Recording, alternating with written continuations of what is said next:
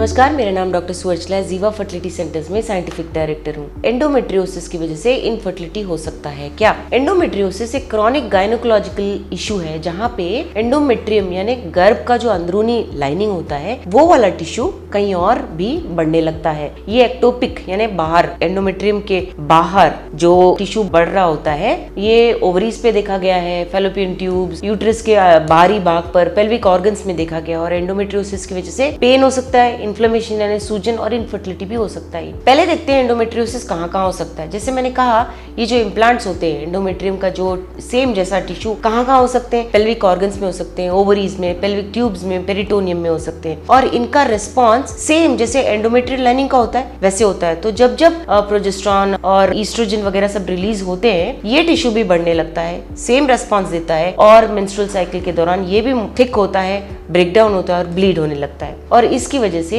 ये ब्लीडिंग के दौरान बहुत पेन हो सकता है, इन्फ्लेमेशन हो सकता है पेल्विक रीजन में। इम्यून सिस्टम भी रिएक्ट करता है। एंडोमेट्रियोसिस होने के कारण इन्फ्लेमेटरी साइटोकाइंस, ग्रोथ फैक्टर्स वगैरह रिलीज होते हैं जिसकी वजह से ये एंडोमेट्रियोटिक जो टिश्यू होता है ये बढ़ता रहता है और मेंटेन होता है। सो ये प्रॉब्लम जब तक वो टिश्यू रहता है और जब तक वो बढ़ता रहता है ये हार्मोन्स के रिस्पॉन्स में बढ़ता रहता है और ब्लीड होना लगातार चलता रहता है एंडोमेट्रियोसिस पेशेंट्स में।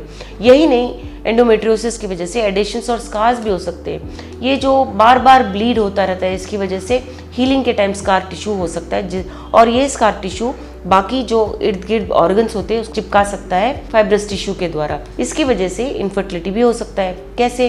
ट्यूबल ब्लॉकेज देखा गया है। ये एडिशंस और स्कार्स जो एंडोमेट्रियोसिस की वजह से होते हैं ये एनाटॉमी को भी बिगाड़ सकते हैं। यानी जैसे जहाँ जो ऑर्गन रहना चाहिए वहाँ नहीं रहते हुए इधर उधर चिपकना शुरू हो जाते हैं। इसके कारण ट्यूब्स में भी ब्लॉकेज हो सकता है और अंडा और स्पर्म मिल नहीं पाते या फर्टिलाइजेशन नहीं हो पाता, या अगर हो भी जाता है तो एम्ब्रियो नीचे गर्भ में वापस नहीं आ पाता। ये प्रॉब्लम्स हो सकते हैं। एंडोमेट्रियोमास करके एक प्रॉब्लम होता है जिसमें ओवरीज में सिस्ट पाए जाते हैं और इन सिस्ट में ब्लड फिल होता रहता है। ये एंडोमेट्रियोमास अपने साइज के मुताबिक और लोकेशन के मुताबिक अंडों पे भी असर दिखा सकता है और इसकी वजह से अंडे का रिलीज होना भी ठीक ना होना और क्वालिटी भी अच्छा नहीं रहने के कारण इनफर्टिलिटी हो सकता है। जैसे मैंने कहा एंडोमेट्रियोसिस में क्रॉनिक इन्फ्लेमेशन यानी सूजन होता है, एक टॉक्सिक एनवायरनमेंट होता है ओवरीज में जिसकी वजह से एग का क्वालिटी भी खराब हो सकता है। ये ऑक्सीडेटिव स्ट्रेस यानी जो पॉइजनस एनवायरनमेंट मैं जो बता रही हूँ आपको, पेल्विक एनवायरनमेंट जो बिगड़ सकता है ये एग के डीएनए को भी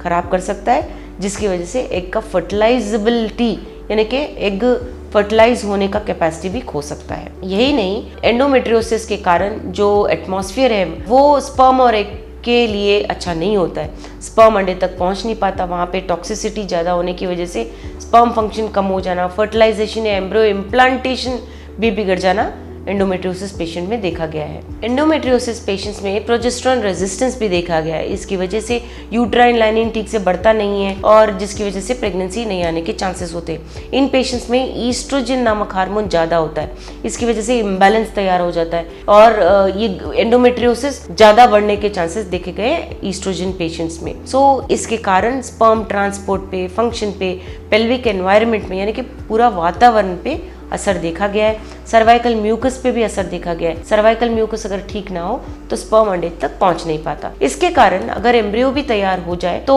इम्प्लांट होने के चांसेस कम होते हैं। जो रिसेप्टिविटी होता है, जो सिग्नलिंग कैपेसिटी होता है एंडोमेट्रियम का वो कम हो जाता है जिसके कारण अगर एम्ब्रियो गर्भ तक पहुंच भी गया तो वो चिपक नहीं पाता और जिसके कारण प्रेगनेंसी नहीं आने के चांसेस ज़्यादा होते हैं। तो सिम्टम्स क्या होते हैं एंडोमेट्रियोसिस होने से? क्रॉनिक पेल्विक पेन यानी पेट में क्रॉनिकली दुखना, हमेशा बार बार दुखना, स्पेशली पीरियड्स के टाइम, पीरियड्स बहुत पेनफुल रहना और इंटरकोर्स के दौरान पेन होना, हेवी मेंस्ट्रुअल ब्लीडिंग होना और इनफर्टिलिटी कुछ सिम्टम्स है। इसे डायग्नोस इस तरह किया जाता है कि आपके हिस्ट्री के द्वारा और अल्ट्रासाउंड, MRI के द्वारा, कभी कभी लैप्रोस्कोपी भी करके इन्वेजिवली सर्जिकल प्रोसीजर द्वारा देखा जाता है कि अंदर कितना एंडोमेट्रियोसिस है और बायोप्सी के द्वारा इन छोटे छोटे पार्ट्स को टेस्ट किया जाता है। मेडिसिन तो पहले पेन के बारे में बताऊंगी आपको। Non steroidal anti inflammatory drugs दिए जाते हैं पेन को मैनेज करने के लिए, स्पेशली बहुत सीवियर कंडीशंस में, और हार्मोनल थेरेपीज भी दिए जाते हैं इन एंडोमेट्रियोटिक टिश्यूज को कम करने के लिए, जैसे बर्थ कंट्रोल पिल्स हो गए, GnRH एगोनिस्ट और विविध तरह के हार्मोनल ट्रीटमेंट्स होते हैं जो पीरियड को बंद करते हैं जिसकी वजह से एंडोमेट्रियोटिक टिश्यू जो है उसका ग्रोथ और एक्टिविटी भी कम होता है। जब वो कम हो जाता है उसके बाद अगर प्रेगनेंसी के लिए कोशिश कर रहे होते हैं तो इन पिल्स को निकाल दिया जाता है। कभी कभी लैप्रोस्कोपी भी किया जाता है और ये जो एंडोमेट्रियोटिक लीजन्स हैं, सिस्ट्स हैं, एडिशंस हैं, इनको ठीक किया जाता है पेल्विक एनाटॉमी को ठीक करने के लिए, यानी कि जहां जो ऑर्गन रहना चाहिए उसे वापस सर्जरी द्वारा ठीक किया जाता है। कभी कभी हिस्टेक्टमी भी किया जाता है, बट बहुत रेयर कंडीशंस में, स्पेशली जब बच्चे हो जाते हैं तब हिस्टेक्टमी यानी कि यूट्रस का निकाल देने का जो सर्जरी होता है वो किया जाता है आखिरी रिसोर्ट की तरह। जब प्रेगनेंसी के लिए कोशिश कर रहे होते हैं और नेचुरली नहीं आ रहा होता है तो आईवीएफ भी किया जाता है इन पेशेंट्स में, जहां उनके अंडे निकाले जाते हैं, उनको birth control pills GnRH agonist पे रखा जाता है, पीरियड्स को रोका जाता है, सिर्फ गर्भ को बढ़ाया जाता है। जब गर्भ का लाइनिंग अच्छा हो जाता है तब इस एम्ब्रियो को वापस गर्भ में डाला जाता है। सो एंडोमेट्रियोसिस में सीवियरिटी के मुताबिक ट्रीटमेंट ऑप्शंस भी हैं,